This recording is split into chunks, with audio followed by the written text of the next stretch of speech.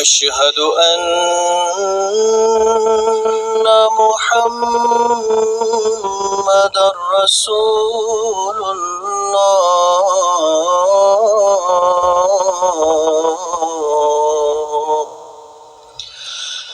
حي على الصلاة.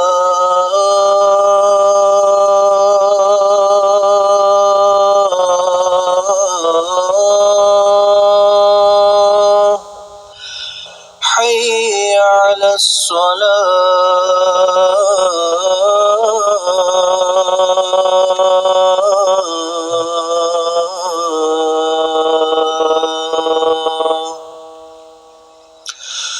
حي على الفلاح.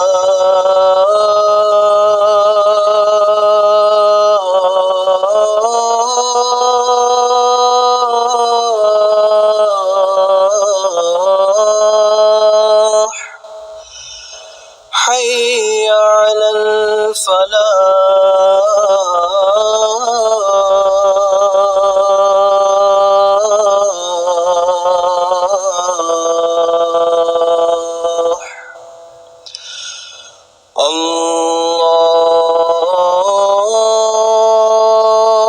الله أكبر.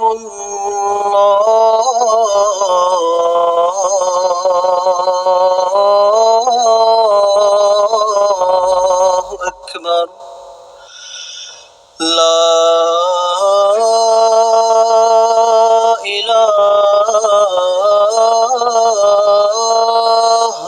إلا الله.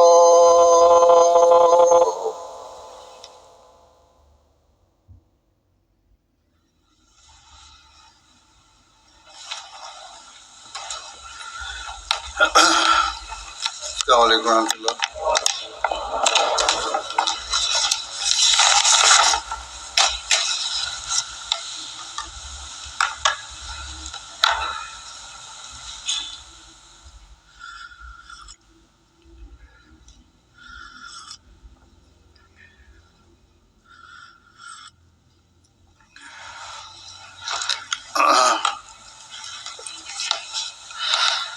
أشهد أن لا إله إلا الله وحده لا شريك له وأشهد أن محمدا عبده ورسوله.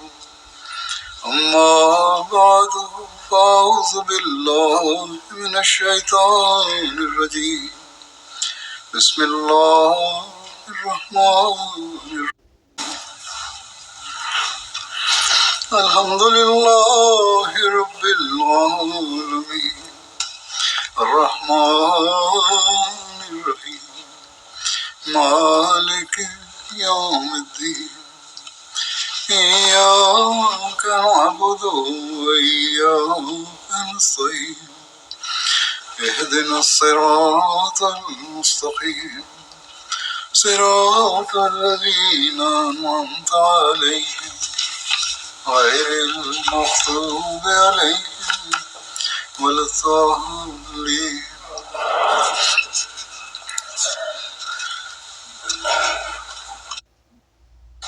تاریخ سیرت آن رسول وسلم کے حوالے سے ذکر ہو رہا تھا گزشتہ خطبات میں جرمنی جلسے سے پہلے، اور اس میں حضرت عائشہ کے واقعہ کا بھی ذکر تھا. اس بارے میں حضرت مسیح علیہ السلام فرماتے ہیں کہ خدا تعالیٰ نے اپنے اخلاق میں داخل کر رکھا ہے کہ وہ وعید کی پیشگوئی کو توبہ، استغفار اور دعا اور صدقہ سے ٹال دیتا ہے. اسی طرح انسان کو بھی اس نے یہی اخلاق سکھائے ہیں، جیسا کہ قرآن شریف اور حدیث سے ثابت ہے کہ حضرت عائشہ رضی اللہ عنہا کی نسبت جو منافقین نے محض خباثت سے خلاف واقعہ تہمت لگائی تھی، اس تذکرے میں بعض سادہ لوگ صحابہ بھی شریک ہو گئے تھے. ایک صحابی ایسے تھے کہ وہ حضرت ابوبکر رضی اللہ عنہ کے گھر سے 2 وقت کی روٹی کھاتے تھے. حضرت ابوبکر نے ان کی اس خطا پر قسم کھائی اور وعید کے طور پر عہد کر لیا کہ میں اس بے جا حرکت کی سزا میں اس کو کبھی روٹی نہ دوں گا. اس پر یہ آیت نازل ہوئی تھی ولیعفوا ولیصفحوا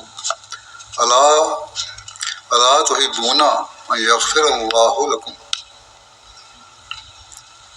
واللہ غفور رحیم۔ تب حضرت ابوبکر نے اپنے اس عہد کو توڑ دیا اور بدستور روٹی لگا دی۔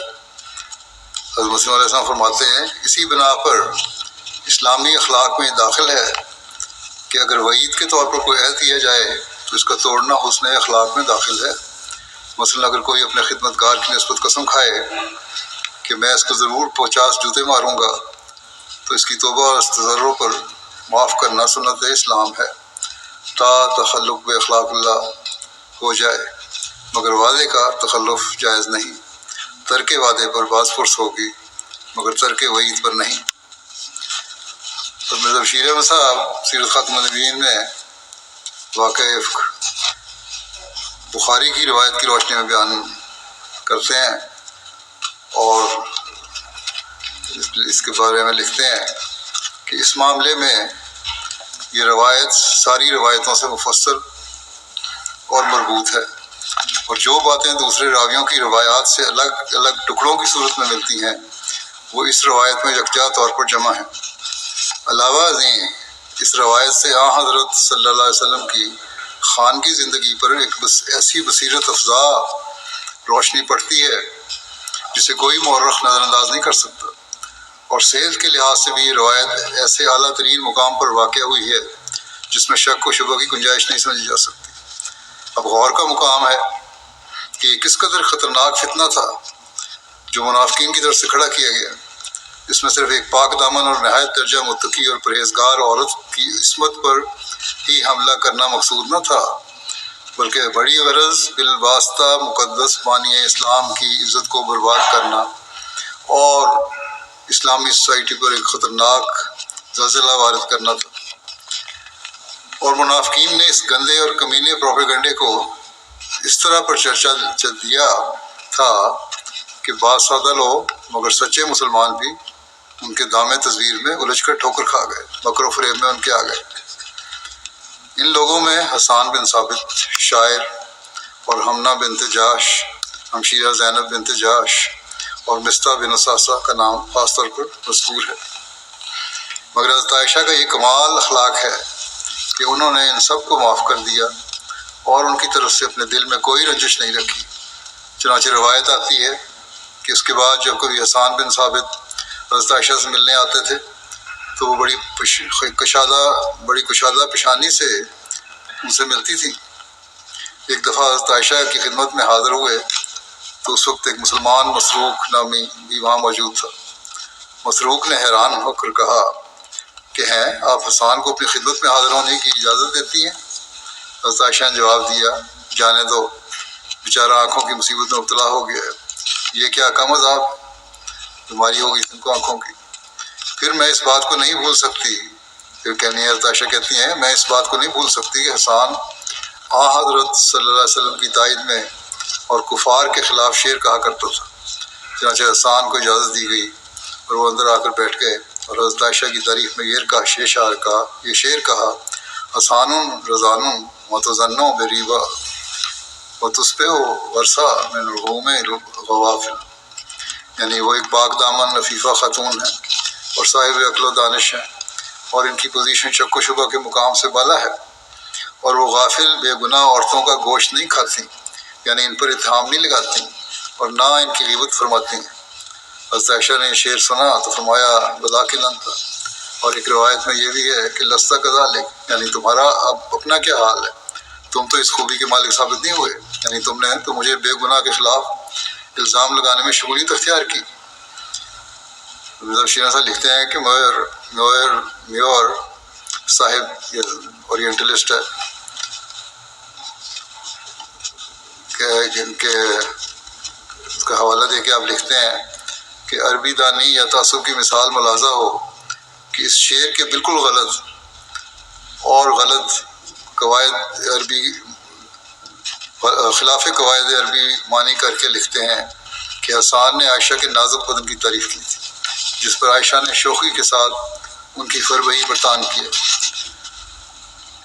اب لکھتے ہیں کہ میور صاحب نے اس قصے کے بیان کرنے میں اور بھی خفاش غلطیاں کی ہیں۔ مثلا لکھتے ہیں کہ صفوان اور عائشہ راستے میں فوج کو نہ پہنچ سکے اور پھر بعد میں برسر منظر عام مدینہ میں داخل ہوئے، حالانکہ یہ بات بالکل غلط اور قطعاً بے بنیاد ہے، کیونکہ حدیث و تاریخ سے متفقہ طور پر ثابت ہے کہ صفوان اور حضرت عائشہ چند گھنٹے کے بعد راستے میں ہی اسلامی لشکر میں آ ملے تھے۔ مگر اس قدر غنیمت ہے، آپ لکھتے ہیں کہ اس قدر غنیمت ہے کہ اصل اتہام کے متعلق میور صاحب نے حضرت عائشہ کی معصومیت کا اعتراف کیا ہے۔ چنانچہ وہ لکھتا ہے کہ عائشہ کی قبل اور بعد کی زندگی بتاتی ہے کہ وہ اتہام سے بری تھیں۔ گو عقلی اور نقلی طور پر یہ اتہام بالکل غلط اور جھوٹ قرار پاتا ہے، کیونکہ سوائے اس سراسر اتفاقی واقعے کے حضرت عائشہ لشکر اسلامی کے پیچھے رہ گئی تھی اور پھر صفوان کے ساتھ بعد میں پہنچی۔ اتہام لگانے والوں کے ہاتھ میں قطعاً کوئی بات نہیں تھی، یعنی نہ کوئی شہادت تھی اور نہ ہی کوئی اور ثبوت تھا، اور ظاہر ہے کہ جب تک کوئی الزام ثابت نہ ہو اسے ہرگز سچا نہیں سمجھا جا سکتا، خصوصاً ایسے لوگوں کے متعلق جن کی زندگی ان کی طہارت یا نفس پر شاہد ہو۔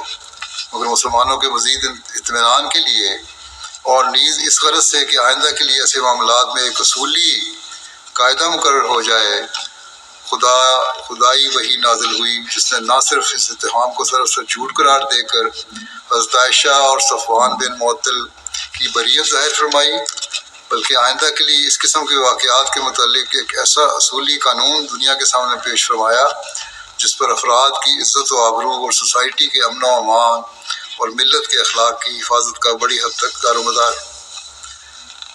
حضرت مسلم موعود رضی اللہ عنہ نے حضرت عائشہ پر الزام لگانے کے سبب کا ذکر کرتے ہوئے بیان فرمایا کہ ہمیں دیکھنا چاہیے کہ حضرت عائشہ رضی اللہ عنہا پر جو الزام لگایا گیا تھا اس کی اصل غرض کیا تھی۔ اس کا سبب یہ تو نہیں ہو سکتا کہ ان لوگوں کو حضرت عائشہ رضی اللہ عنہ سے کوئی دشمنی تھی، ایک گھر میں بیٹھی ہوئی عورت سے جس کا نہ سیاست سے کوئی تعلق ہو، نہ قضاء سے، نہ عہدوں سے، نہ اموال کی تقسیم سے، نہ لڑائیوں سے، نہ مخالف اقوام پر چڑھائیوں سے، نہ حکومت سے، نہ اقتصادیات سے، اس سے کسی نے کیا بغض رکھنا ہے جب تعلق ہی نہیں ان چیزوں سے؟ پس حضرت عائشہ رضی اللہ عنہا سے براہ راست بغض کرنے کی کوئی وجہ نہیں ہو سکتی۔ اس الزام کے بارے میں دو ہی صورتیں ہو سکتی ہیں، یا تو یہ کہ نعوذ باللہ یہ الزام سچا ہو جس کو کوئی مومن ایک لمحہ کے لیے بھی تسلیم نہیں کر سکتا، خصوصاً اس صورت میں کہ اللہ تعالیٰ نے عرش پر سے اس گندے خیال کو رد کیا ہے، اور دوسری صورت یہ ہو سکتی ہے کہ حضرت عائشہ پر الزام بعض دوسرے وجودوں کو نقصان پہنچانے کے لیے لگایا گیا ہو۔ اب ہمیں غور کرنا چاہیے کہ وہ کون کون لوگ تھے جن کو بدنام کرنا منافقوں کے لیے، ان کے سرداروں کے لیے فائدہ بخش ہو سکتا تھا، اور کن کن لوگوں سے اس ذریعے سے منافق اپنی دشمنی نکال سکتے تھے۔ ایک ادنا تدبیر سے بھی معلوم ہو سکتا ہے، ادنا غور سے معلوم ہو سکتا ہے کہ حضرت عائشہ رضی اللہ عنہا پر الزام لگا کر دو شخصوں سے دشمنی نکالی جا سکتی تھی، ایک رسول کریم صلی اللہ علیہ وسلم سے اور ایک حضرت ابوبکر رضی اللہ عنہ سے، کیونکہ ایک کی وہ بیوی تھی اور ایک کی بیٹی تھی۔ یہ دونوں وجود ایسے تھے کہ ان کی بدنامی سیاسی لحاظ سے، دشمنیوں کے لحاظ سے بعض لوگوں کے لیے فائدہ بخش ہو سکتی تھی، یا بعض لوگوں کی اغراض ان کو بدنام کرنے کے ساتھ وابستہ تھی، ورنہ خود حضرت عائشہ رضی اللہ عنہا کی بدنامی سے کسی شخص کو کوئی دلچسپی نہیں ہو سکتی تھی۔ زیادہ سے زیادہ آپ سے سوتوں کا تعلق ہو سکتا تھا، یعنی ان کی سوکنیں جو تھیں، دوسری بیویاں جو تھیں، ان کا تعلق ہو سکتا تھا، اور یہ خیال ہو سکتا تھا کہ شاید حضرت عائشہ رضی اللہ عنہا کی سوتوں نے حضرت عائشہ کو رسول کریم صلی اللہ علیہ وسلم کی نظروں سے گرانے اور اپنی نیک نامی چاہنے کے لیے اس معاملہ میں کوئی حصہ لیا ہو، مگر تاریخ شاہد ہے کہ حضرت عائشہ رضی اللہ عنہا کی سوتوں نے اس معاملے میں کوئی حصہ نہیں لیا، بلکہ حضرت عائشہ رضی اللہ عنہا کا اپنا بیان ہے کہ رسول کریم صلی اللہ علیہ وسلم کی بیویوں میں سے جس بیوی کو میں اپنا رقیب اور مد مقابل خیال کرتی تھی وہ حضرت زینب بنت جہش تھی، ان کے علاوہ اور کسی بیوی کو میں اپنا رقیب خیال نہیں کرتی تھی، کیونکہ وہی زیادہ بولا کرتی تھی۔ مگر حضرت عائشہ رضی اللہ عنہا فرماتی ہیں کہ میں زینب کے اس احسان کو کبھی بھول نہیں سکتی کہ جب مجھ پر الزام لگایا گیا تو سب سے زیادہ زور سے اگر کوئی اس الزام کی تردید کیا کرتی تھی تو وہ حضرت زینب ہی تھی۔ بس حضرت عائشہ رضی اللہ عنہا سے اگر کسی کو دشمنی ہو سکتی تھی تو ان کی صوتوں کو ہی ہو سکتی تھی، اور اگر وہ چاہتی تو اس میں حصہ لے سکتی تھی، تا حضرت عائشہ رضی اللہ عنہا رسول کریم صلی اللہ علیہ وسلم کی نظروں سے گر جائیں اور ان کی عزت بڑھ جائے، یعنی دوسروں کی عزت بڑھ جائے، مگر تاریخ سے ثابت ہے کہ انہوں نے اس معاملے میں کوئی دخل نہیں دیا۔ اور اگر کسی سے پوچھا گیا، یعنی ان صوتوں میں سے یا دوسری بیویوں میں سے کسی سے پوچھا بھی گیا تو اس نے حضرت عائشہ کی تعریف ہی کی۔ غرض مردوں کی عورتوں سے دشمنی کی کوئی وجہ نہیں ہوتی، بس آپ پر الزام یا تو رسول کریم صلی اللہ علیہ وسلم سے بغض کی وجہ سے لگایا گیا یا پھر حضرت ابوبکر صدیق سے بغض کی وجہ سے ایسا کیا گیا۔ رسول کریم صلی اللہ علیہ وسلم کو جو مقام حاصل تھا وہ تو الزام لگانے والے کسی طرح چھین نہیں سکتے تھے۔ انہیں جس بات کا خطرہ تھا وہ یہ تھا کہ رسول کریم صلی اللہ علیہ وسلم کے بعد بھی وہ اپنی اغراض کو پورا کرنے سے محروم نہ رہ جائے۔ وہ دیکھ رہے تھے کہ آپ کے بعد خلیفہ ہونے کا اگر کوئی شخص اہل ہے تو وہ ابو بکر ہی ہے۔ بس اس خطرے کو بھانپتے ہوئے انہوں نے حضرت عائشہ پر الزام لگا دیا تا حضرت عائشہ رسول کریم صلی اللہ علیہ وسلم کی نگاہ سے گر جائیں، اور ان کے گر جانے کی وجہ سے حضرت ابوبکر کو مسلمانوں میں جو مقام حاصل ہے وہ بھی جاتا رہے، اور مسلمان آپ سے بظن ہو کر اس عقیدت کو ترک کر دیں جو انہیں آپ سے تھی، اور اس طرح رسول کریم صلی اللہ علیہ وسلم کے بعد حضرت ابوبکر کے خلیفہ ہونے کا دروازہ بالکل بند ہو جائے۔ یہی وجہ ہے کہ خدا تعالیٰ نے حضرت عائشہ پر الزام لگنے کے واقعے کے بعد خلافت کا بھی ذکر کیا ہے قرآن شریف میں، سورہ نور میں۔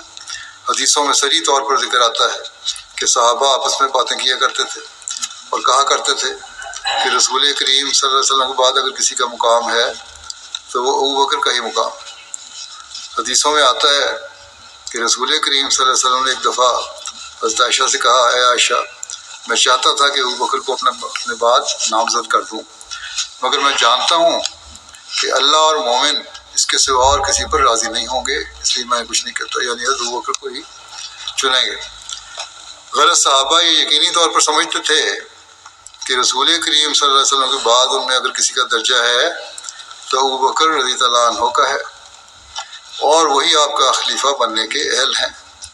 مکی زندگی تو ایسی تھی کہ اس میں حکومت اور اس کے نظام کا سوال ہی پیدا نہیں ہوتا تھا، لیکن مدینہ میں حضرت صلی اللہ علیہ وسلم کے تشریف لانے کے بعد حکومت قائم ہو گئی، اور طبعاً منافقوں کے دلوں میں یہ سوال پیدا ہونے لگا کہ آپ کے بعد کوئی خلیفہ ہو کر نظام اسلامی لمبا نہ ہو جائے اور ہم ہمیشہ کے لیے تباہ نہ ہو جائیں۔ جو مخالفین تھے انہوں نے سوچا، کیونکہ آپ کے مدینہ میں تشریف لانے کی وجہ سے ان کی کئی امیدیں باطل ہو گئی تھیں۔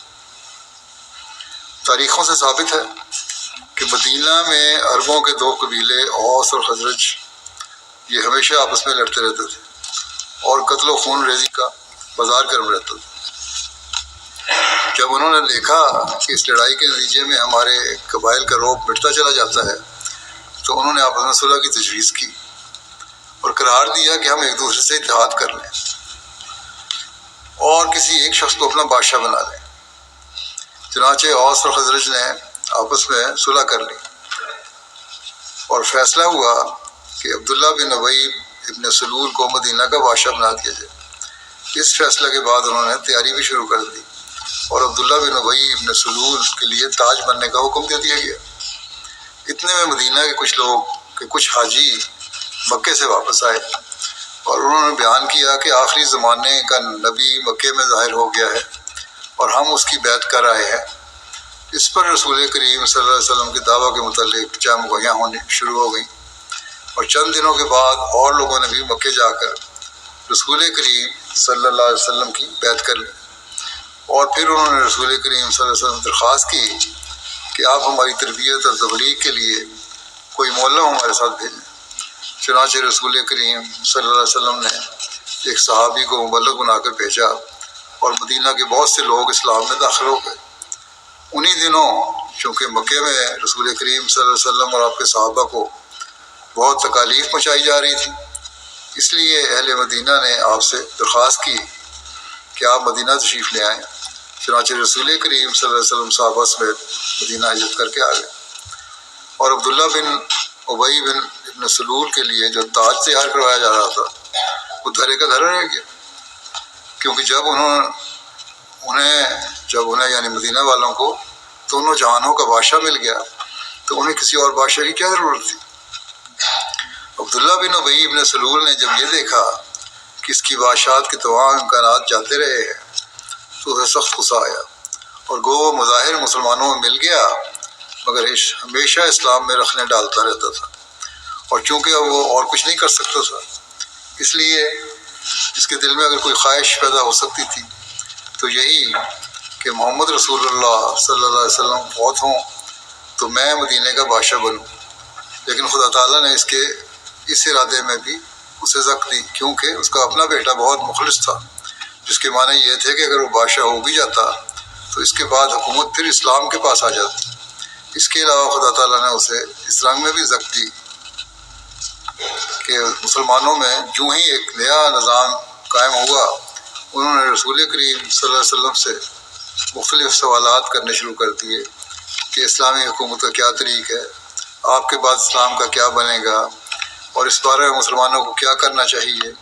عبداللہ بن ابی بن سلول نے جب یہ حالت دیکھی تو اسے خوف پیدا ہونے لگا کہ اب اسلام کی حکومت ایسے رنگ میں قائم ہوگی کہ اس میں اس کا کوئی حصہ نہ ہوگا، اور وہ ان حالات کو روکنا چاہتا تھا۔ چنانچہ اس کے لیے جب اس نے غور کیا تو اسے نظر آیا کہ اگر اسلامی حکومت کو اسلامی اصول پر کوئی شخص قائم کر سکتا ہے تو وہ ابو بکر رضی اللہ عنہ ہے، اور رسول کریم صلی اللہ علیہ وسلم کے بعد مسلمانوں کی نظر انہی کی طرف اٹھتی ہے اور وہ اسے تمام لوگوں سے معزز سمجھتے ہیں۔ بس اس نے اپنی خیر اسی میں دیکھی کہ ان کو بدنام کر دیا جائے اور لوگوں کی نظر سے گرا دیا جائے، بلکہ خود رسول کریم صلی اللہ علیہ وسلم کی نگاہ سے بھی آپ کو گرا دیا جائے، اور اس بدنیتی کے پورا کرنے کا موقع اسے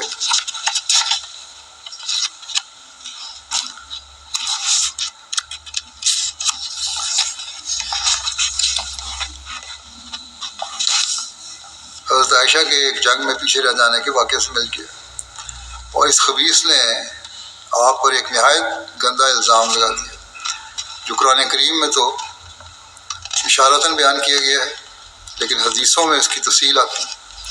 عبداللہ بن ابی بن سلول کی اس سے غرض یہ تھی کہ اس طرح حضرت ابو بکر رضی اللہ عنہ ان لوگوں کی نظر میں بھی ذلیل ہو جائیں گے اور آپ کے تعلقات رسول کریم صلی اللہ علیہ وسلم سے بھی خراب ہو جائیں گے، اور اس نظام کے قائم ہونے میں رخنا پڑ جائے گا جس کا قائم ہونا اسے یقینی نظر آتا تھا، اور جس کے قائم ہونے سے اس کی امیدیں برباد ہو جاتی تھیں، کیونکہ منافق اپنی موت کو ہمیشہ دور سمجھتا ہے اور وہ دوسروں کی موت کے متعلق اندازے لگاتا رہتا ہے۔ اس لیے عبداللہ بن ابی بن سلول بھی اپنی موت کو دور سمجھتا تھا، اور وہ نہیں جانتا تھا کہ رسول کریم صلی اللہ علیہ وسلم کی زندگی میں ہی وہ ایڑیاں رگڑ رگڑ کر مرے گا، مگر یہ راز ایک وقت تک آپ پر نہ کھلا۔ لیکن جب خدا تعالیٰ نے اپنی وحی سے یہ تبریہ کیا اور فرمایا کہ الخبیثات للخبیثین والخبیثون للخبیثات والطیبات للطیبین والطیبون للطیبات، تو آپ کو اس کی حقیقت معلوم ہوئی۔ اس سے کیا حضرت صلی اللہ علیہ وسلم کے شان میں کوئی فرق آتا ہے؟ ہرگز نہیں۔ وہ شخص ظالم اور ناخدا ترس ہے جو اس قسم کا وہم بھی کرے اور یہ کفر تک پہنچتا ہے۔ حضرت صلی اللہ علیہ وسلم اور انبیاء علیہ السلام نے کبھی دعویٰ نہیں کیا کہ وہ عالم الغیب ہیں۔ عالم الغیب ہونا خدا کی شان ہے۔ یہ لوگ سنت انبیاء علیہ السلام سے اگر واقف اور آگاہ ہوں تو اس قسم کے اعتراض ہرگز نہ کریں۔ جو آپ پہ بھی اعتراض کرتے ہیں ان کے بارے میں ان کو بھی منہ بند کرایا آپ نے۔ رسول اللہ صلی اللہ علیہ وسلم کی سرداران اوس و خزرج کے درمیان صلح کروانے کا ذکر بھی ملتا ہے۔ ان کی آپس میں رنجشیں ہو گئی تھیں کوئی زیادہ۔ ایک روایت میں ہے کہ رسول اللہ صلی اللہ علیہ وسلم نے چند دن کے بعد حضرت سعد بن معاذ کا ہاتھ پکڑا اور چند صحابہ کے ساتھ انہیں لے کر نکلے اور حضرت سعد بن عبادہ کے پاس پہنچے۔ وہاں تھوڑی دیر باتیں کیں۔ حضرت سعد بن عبادہ نے کھانا پیش کیا۔ رسول اللہ صلی اللہ علیہ وسلم حضرت سعد بن معاذ اور دیگر صحابہ نے اس میں سے کھایا، پھر آپ تشریف لے گئے۔ اس کے بعد آپ چند دن ٹھہرے رہے، کچھ دن کے بعد پھر آپ نے حضرت سعد بن عبادہ کا ہاتھ پکڑا اور چند صحابہ کو ساتھ لے کر حضرت سعد بن معاذ کے گھر گئے۔ اس دفعہ تھوڑی دیر باتیں کی، حضرت سعد بن معاذ نے کھانا پیش کیا اور آپ صلی اللہ علیہ وسلم، حضرت سعد بن عبادہ اور دیگر صحابہ نے کھایا، پھر آپ واپس تشریف لے گئے۔ ایسا آپ نے اس لیے کیا تاکہ ان کے دلوں میں جو اس بات کی وجہ سے قدورت آئی تھی وہ ختم ہو جائے۔ یعنی ایک دفعہ ایک کے گھر گئے ایک کو لے کر، پھر دوسری دفعہ دوسرے کو لے کر پہلے کے گھر میں گئے تاکہ رنجشیں ختم ہوں آپس میں، اور وہاں کھانا کھایا، انہوں نے ایک دوسرے کو کھانا کھلایا اور اس طرح رنجشیں دور ہوئیں۔ یہ بھی ایک طریقہ تھا آپ کا آپس میں محبت اور پیار پیدا کروانے کا، صلح کروانے کا۔ روایات میں الزام لگانے والوں کی تعداد مختلف بیان ہوئی ہے۔ حضرت ابن عباس کی ایک روایت میں حضرت عائشہ پر قذف کرنے والوں یعنی الزام لگانے والوں کی تعداد 3 آئی ہے۔ حضرت ابن عباس کی ایک اور روایت ہے جس کے مطابق ان کی تعداد 3 سے 10 تھی۔ ابن عیینہ نے ان کی تعداد 40 لکھی ہے اور مجاہد نے 10 سے 15 بیان کی ہے۔ واقعہ افق میں شامل ہونے والوں کی سزا کے بارے میں آتا ہے، سنن نبی داؤد میں روایت ہے کہ آپ صلی اللہ علیہ وسلم نے 2 مردوں اور 1 عورت کے متعلق قذف کو سزا کا حکم دیا جنہوں نے فحشاء کے بارے میں بات کی تھی۔ وہ حضرت حسان بن ثابت اور مصطح بن اساسہ تھے۔ نفیلی کہتے ہیں کہ لوگ کہتے ہیں کہ وہ عورت حمنہ بنت جاش تھی جو ایک عورت ہے۔ علامہ ماوردی نے کہا ہے کہ افق والوں کو حد لگانے میں اختلاف ہے۔ ایک قول یہ ہے کہ نبی صلی اللہ علیہ وسلم نے ان میں سے کسی کو بھی حد نہیں لگائی، اور دوسرا قول یہ ہے کہ نبی صلی اللہ علیہ وسلم نے عبداللہ بن ابی، مصطح بن اساسہ، حسان بن ثابت اور حمنہ بنت جاش کو حد لگوائی۔ امام قرطبی کہتے ہیں کہ روایات میں جو بات مشہور ہے اور علماء کے نزدیک معروف ہے وہ یہی ہے کہ حسان، مصطح اور حمنہ پر حد لگائی گئی، لیکن ابن ابی پر حد لائے جانے کا تذکرہ نہیں ملتا۔ حضرت مسلم موعود نے ایک خطبہ میں بیان فرمایا تھا اس کے بارے میں کہ حضرت عائشہ پر الزام لگانے کی وجہ سے 3 اشخاص کو کوڑے لگے تھے، جن میں سے ایک حسان بن ثابت تھے جو حضرت صلی اللہ علیہ وسلم کا شاعر اعظم تھا، ایک مصطح تھا جو حضرت عائشہ کا چچا تھا، اور حضرت ابوبکر کا خالہ بھائی تھا۔ وہ اس قدر غریب آدمی تھا کہ حضرت ابوبکر کے گھر میں ہی رہتا تھا، وہیں کھانا کھاتا اور آپ ہی اس کے لیے کپڑے بنواتے تھے، اور ایک عورت ان کے ساتھ تھی۔ ان تینوں کو سزا ہوئی۔ حضرت مسلم موعود سورہ نور آیت 36 کی تفسیر میں مزید لکھتے ہیں، ابن سلول کو کوڑے لگانے کا ذکر بھی آپ نے فرمایا ہے۔ اس میں آپ کہتے ہیں کہ لِكُلِّ امرئ مِنْهُمْ مَا اكْتَسَبَ مِنَ الْإِثْمِ،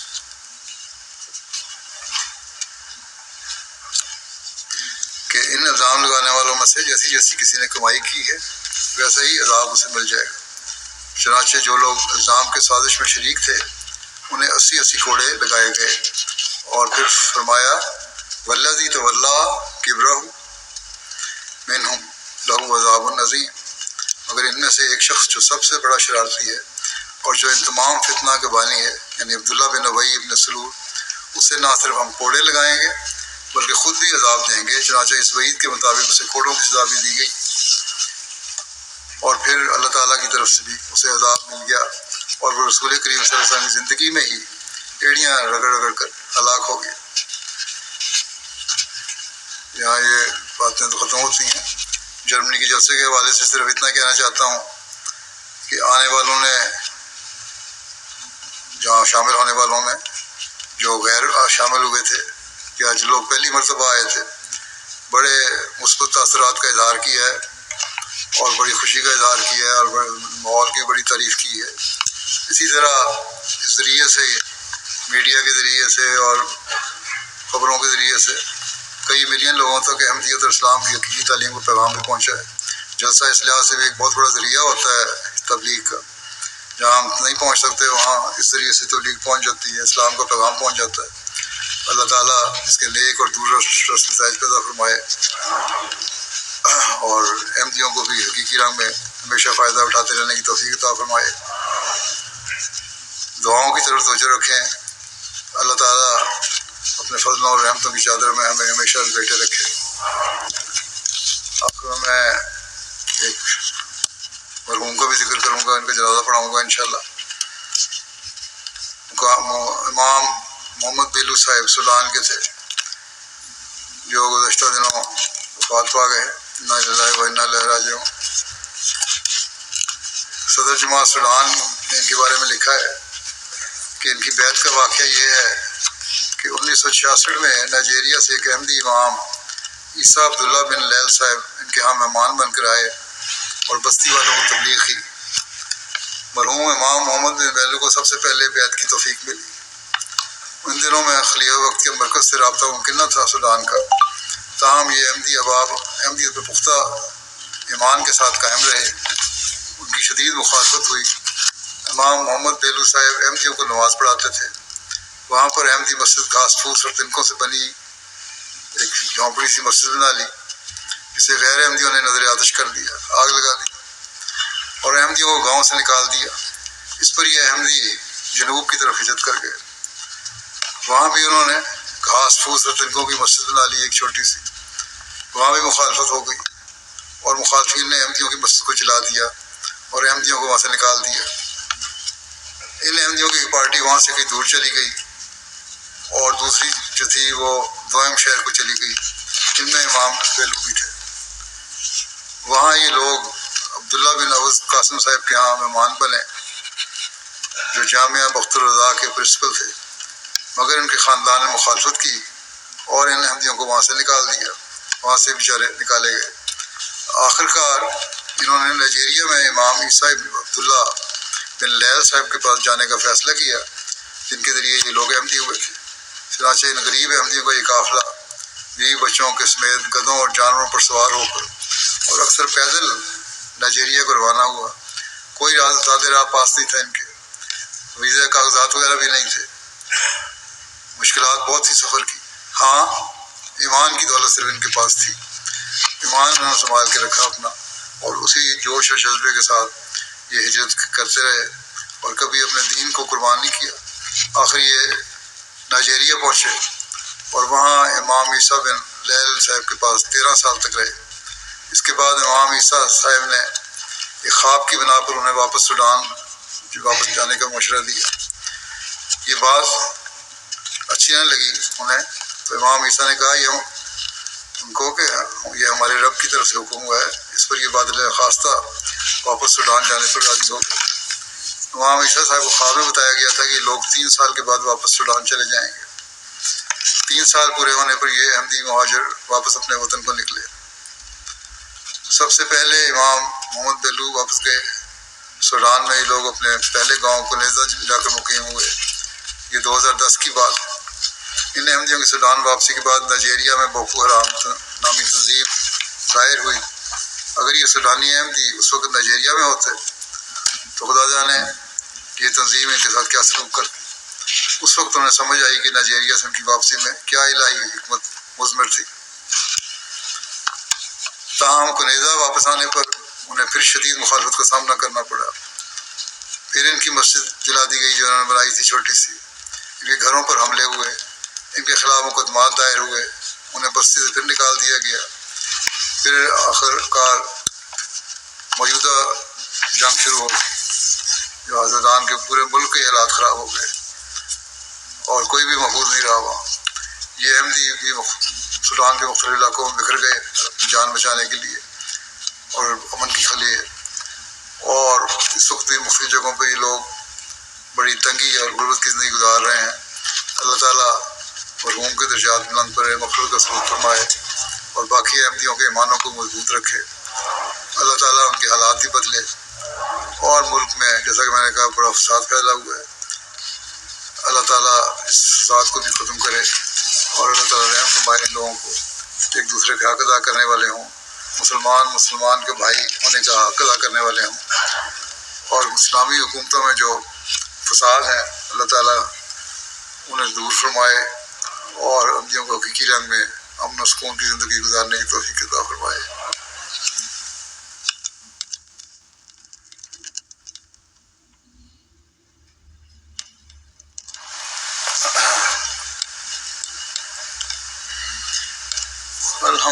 لله الحمد لله نحمده ونستعينه ونستغفره ونؤمن به ونتوكل عليه ونعوذ بالله من شرور أنفسنا ومن سيئات أعمالنا من يهده الله فلا مضل له ومن يضلل فلا هادي له ونشهد أن لا إله إلا الله ونشهد أن محمدا عبده ورسوله عباد الله رحمكم الله إن الله يأمر بالعدل والإحسان وإيتاء ذي القربى وينهى عن الفحشاء والمنكر والبغي